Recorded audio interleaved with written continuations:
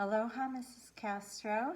I've reviewed the case studies for our small group, and it's clear that we have four very unique and talented fourth graders. To ensure that we are using their strengths while providing support for their varied challenges, including their reading delays and cognitive differences, I plan on structuring our next unit using the Universal Design for Learning framework. Unlike a reactive intervention, UDL is proactive. It's research-based approach that acknowledges learner variability as the norm, not the exception. This will give us the foundation to design instruction that works for Ryan, Shaban, Zocklet, and Russell from the very start.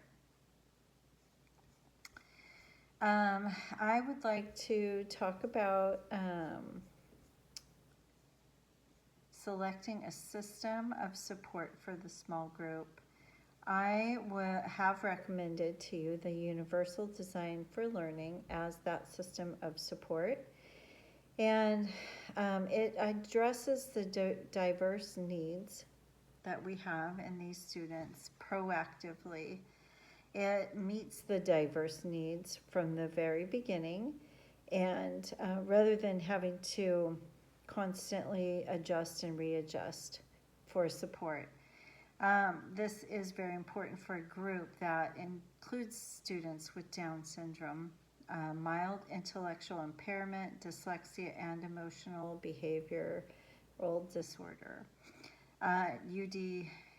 UDL gives us three principles inside the auspices of flexibility and choice. There's more than one means of engagement. There's several means of representation, and there are a number of means of action and expression. So that will naturally provide the flexibility that these students need.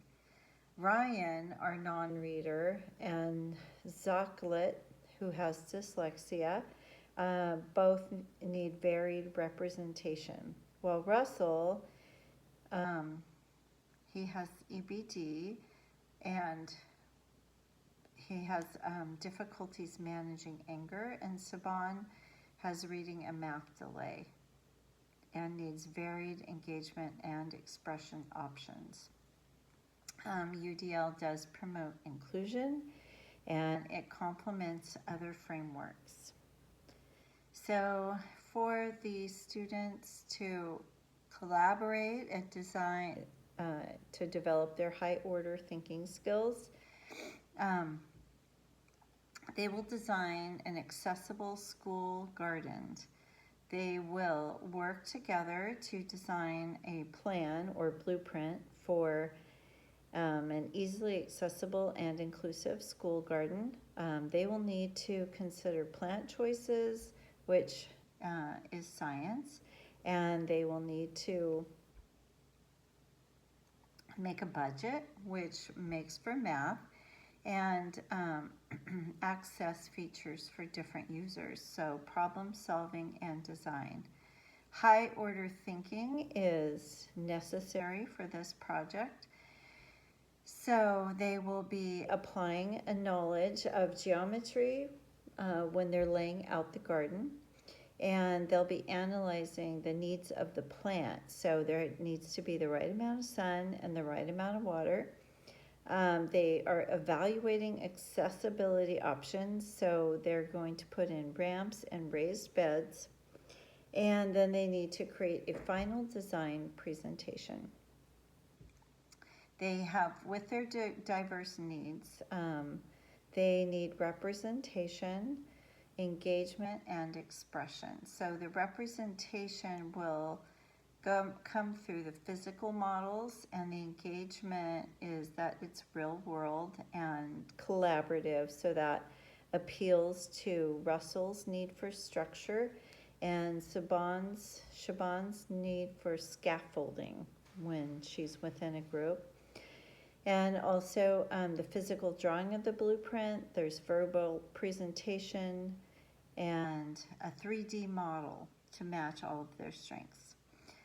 Their strategies will be to have chunking. So they'll have task cards that they hand out to each other so that the project is broken down into 4 manageable pieces so they don't get overwhelmed. And also the cognitive load is reduced when there's chunking. Let's see, accommodation, they can use text-to-speech and speech-to-text software, both. And so they'll be provided with both of those. And then adapting the activity for different settings, I was thinking that we could increase the digital options for the UDL principals by using Padlet for engagement and Google Slides for creation. The hybrid would be to be able to choose and use both physical and digital. So they could work on the blueprint together in person and then use the Google Drive to upload pictures and to work virtually. And multi-age, they increase the variability of complexity in the assignment. So the activity assigns different roles based on the cognitive level. Then the 2 technologies that support accessibility and UDL principles would be an interactive whiteboard or smart panel. This technology supports the UDL principle. It gives multiple means of representation and engagement. And let's see, for the digital collaborative document would be the Google Shared Docs. And that way students can contribute simultaneously. And it's easily accessible. And so Shaban could type simple notes, and Zocklet could use speech to text to dictate his ideas. And the teacher can easily monitor all of this in real time. So I just want to say, Mrs. Castro, that I hope that this works for you. And it was so nice talking to you and collaborating with you.